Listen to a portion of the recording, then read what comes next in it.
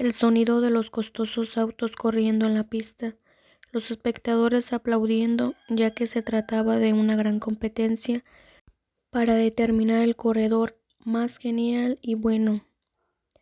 Charlie estaba emocionado ya que había visto solo por internet, no en la realidad. Cada coche se turnaba para liderar hasta que el auto de Beb gana. Beb salió del auto, se quitó el casco. A Charlie le gusta cuando Beb conduce, porque es ahí donde él es más feliz.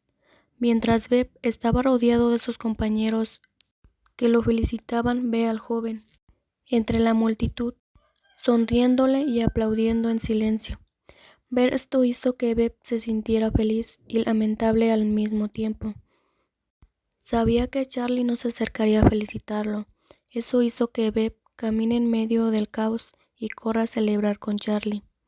En este momento el chico era subjetivo, a pesar de que Charlie lleva una máscara para cubrirse. Podía ver su sonrisa. Quiso quitársela pero no logró hacerlo y tuvo que tomarse de las manos y besar de golpe su boca, sin miedo a que todos los demás lo vean. Nunca quiso mantener oculta su relación, así que ahora está dispuesto a que todos sepan. Había muchos ojos y lentes de cámara que los miran, pero Charlie no pareció tan nervioso como lo había pensado Beb. Su imagen juntos era de gran interés para muchas personas que hacen suposiciones de su relación, pero eso no es de importancia para ellos. Beb necesita correr otra competencia, lo cual, como siempre, Beb está confiado y no necesita revisar su auto, aun cuando Charlie le insistió en que lo hiciera. Llega a Guay a interrumpirlos y escuchar su plática, que cada vez que escucha que se dicen novios le molesta, aun cuando se lo dicen de broma, pero finge estar bien.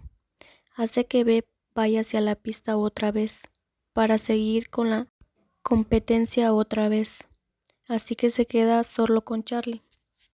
Durante la plática entre ellos dos, Guay se da cuenta que Charlie no es tan tonto como Beb dice. Mientras Guay sigue hablando, la carrera inicia. Después de un rato, Guay fue el primero en notar que algo extraño ocurre en el auto de Beb, lo cual Charlie notó en su expresión, y le pregunta qué es lo que pasa.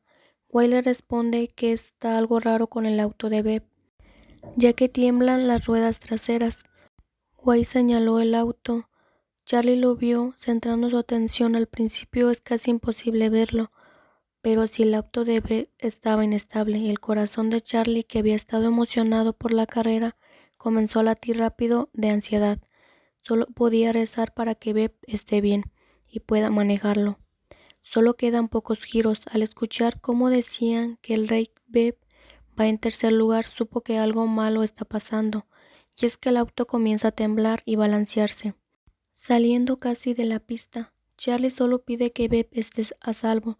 Gane o pierda no importa, pero parece que su deseo no se cumplió, porque en la última curva el auto giró con fuerza y cayó bruscamente.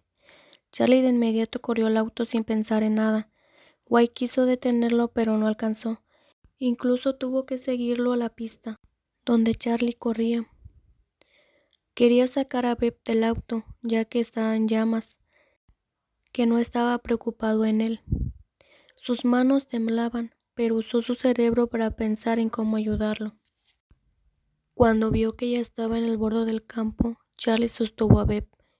Quitándole el casco, solo salían sus lágrimas. Beb estaba consciente y con voz débil le llamó, para luego golpear su cabeza con fuerza, diciéndole que por qué corrió la pista. En tono preocupado, Charlie solo quiere saber si está bien. Llega el médico y lo atiende de inmediato. Atendieron su mano y rodilla lastimada. El chico se queda para no obstruir a los médicos.